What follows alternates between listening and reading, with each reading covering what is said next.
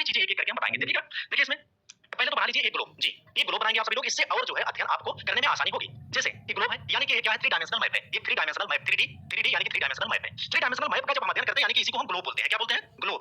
जो चीजें ना समझ में आए कमेंट में देख रहा हूँ, सारे लोग कमेंट करते चलेंगे, ठीक ना? जो चीजें ना समझ में बिल्कुल बिना किसी हिचक के आप लोग बताएंगे, फिर से मैं समझाऊंगा, ठीक ना? क्लास में ही समझाऊंगा, क्योंकि क्लास में याद भी करवाना है, दूसरे दिन हम फिर से पूछेंगे, समझ लीजिए ऑफलाइन की तरह व्यवहार यहाँ पर किया जाएगा क्लास में जी। देखिएगा ग्लोब, ग्लोब ये क्या है? ग्लोब, इसकी आकृति के बारे में अगर दोस्तों बात की जाए, ग्लोब की आकृति के बारे में अगर बात की जाए, तो आकृति इसकी कैसी है, यानी कि जियोइड या गोलाब, इसी को हम पृथ्वी हमारी कैसी है, गोलाब या जियोइड आकृति में है, जियोइड आकृति में है जी।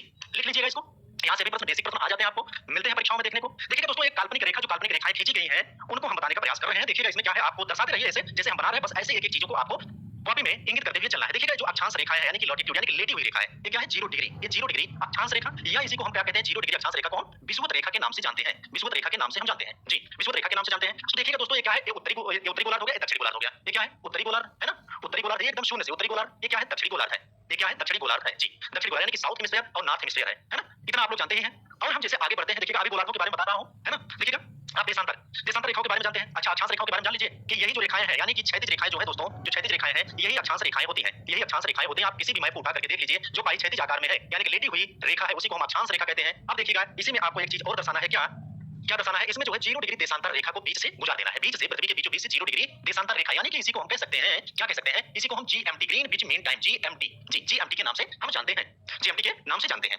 चीजें समझ में आ रही है ना। देखिएगा अब हम आगे बढ़ते हैं। देखिएगा इसमें दोस्तों क्या हो गया, ये तो गोलार्धों की बात हो गया, गोलार्धों के, अगर गोलार्धों के माध्यम से हम जानेंगे तो अब देखिएगा इसमें उत्तरी गोलार्ध हो गया, ऊपर वाला विषुवत रेखा के ऊपर वाला क्षेत्र, ये उत्तरी गोलार्ध, विषुवत रेखा के दक्षिण वाला दक्षिणी गोलार्ध। एक चीज और पूछेंगे सर, अगर देशांतर रेखाओं से हम देखेंगे तो इसको हम क्या कहेंगे, ये है भैया आपका पश्चिमी गोलार्ध है। क्या है, पश्चिमी गोलार्ध है जी, पश्चिमी गोलार्ध है, इसको हम पश्चिमी गोलार्ध कहते हैं जी, पश्चिमी गोलार्ध। ये हमारे क्या है, पूर्व में, इसी को हम पूर्वी गोलार्ध कहेंगे, इसको हम क्या कहेंगे, पूर्वी गोलार्ध कहेंगे, पूर्वी गोलार्ध कहेंगे जी, पूर्वी गोलार्ध कहेंगे। अब इतना जो है आप सभी लोगों को जानकारी हो गई होगी हमारे ख्याल से जी। भूमध्य रेखा या विषुवत रेखा, सत्यम जी, बिल्कुल भैया। जियोइड आकृति क्या है, सही बात है जी। चलिएगा देखिएगा, अब हम चलते हैं आगे। तो अगर मानचित्र के बारे में दोस्तों हम अध्ययन करें, मानचित्र के बारे में अगर हम अध्ययन करें तो इसमें बातें क्या हैं, इसमें बातें ये है कि कई विद्वानों के द्वारा कई मतें दी गई, कई विद्वानों के द्वारा कई मत दिए गए महाद्वीप के संबंध में। जैसे कि सर्वप्रथम जो है महाद्वीप के बारे में जानकारी हमें कौन बताने का, लोथियन ग्रीन का चतुष्फलकी जब सिद्धांत पढ़ते हैं, लोथियन ग्रीन का चतुष्फलकी सिद्धांत, उसमें लोथियन ग्रीन बताने का प्रयास करता है, यानी कि महाद्वीपों के बारे में सर्वप्रथम लोथियन ग्रीन के द्वारा बताया गया, मानचित्र को दर्शा करके बताया गया कि ये जो है कौन से महाद्वीप हैं। उसके बाद दूसरे नंबर पर 1596 ईस्वी में दूसरा विद्वान आता है, उस दूसरे विद्वान का नाम क्या था दोस्तों, अब्राहम ऑस्ट्रेलियस। क्या नाम था, अब्राहम ऑस्ट्रेलियस। लिख लीजिएगा, ये सभी पॉइंट लिख लीजिएगा, अब्राहम ऑस्ट्रेलियस था। अब्राहम ऑस्ट्रेलियस ने ही क्या किया था, अब्राहम ऑस्ट्रेलियस ने ही इस मानचित्र के मध्य जो है समता की संभावना को व्यक्त किया था। क्या किया था, समता की संभावना को व्यक्त किया था जी।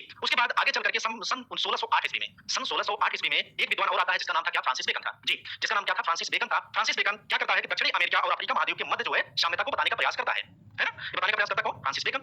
उसके बाद अगला विद्वान कौन आता है, अगला विद्वान 1858 ईस्वी में आता है। 1858 ईस्वी में और एंटोनियो पेलेग्रिनी आता है। एंटोनियो पेलेग्रिनी कहता क्या है, यानी कि यूरोप, अफ्रीका और दक्षिणी नॉर्थ अमेरिका को एक साथ मिला करके जो है उनकी साम्यता को बताने का प्रयास करता है ना, बताने का प्रयास करता है। कौन बताने का प्रयास करता है, एंटोनियो पेलेग्रिनी बताने का प्रयास करता है। देखिएगा आगे, आगे क्या है, एफबी टेलर। अब यहाँ से शुरुआत हो रही है आपकी, अब महाद्वीपों की शुरुआत यहीं से हो रही है ना। एफबी टेलर पहला विद्वान था जिसने महाद्वीपों के विस्थापन के बारे में सर्वप्रथम अध्ययन करके विश्व के पटल पर ला करके रख देता है। कहता है कि ये जो है किस कारण से एक महाद्वीप दूसरे महाद्वीप से अलग हो रहे हैं, तो ज्वारीय बल के कारण ऐसा हो रहा है। किस कारण, ज्वारीय बल के कारण ऐसा हो रहा है। लेकिन यही इन्हीं के सिद्धांत पर, इन्हीं के पृष्ठभूमि को बना करके, इन्हीं के चिन्हों पर चल करके आगे एक बहुत बड़ा विद्वान सन 1912 में जिसका अध्ययन करते हैं आप लोग, क्या, वेगनर साहब, वेगनर यानी कि अल्फ्रेड वेगनर साहब आते हैं सन 1912 ईस्वी में, जो कि एक जर्मन जलवायुविद था।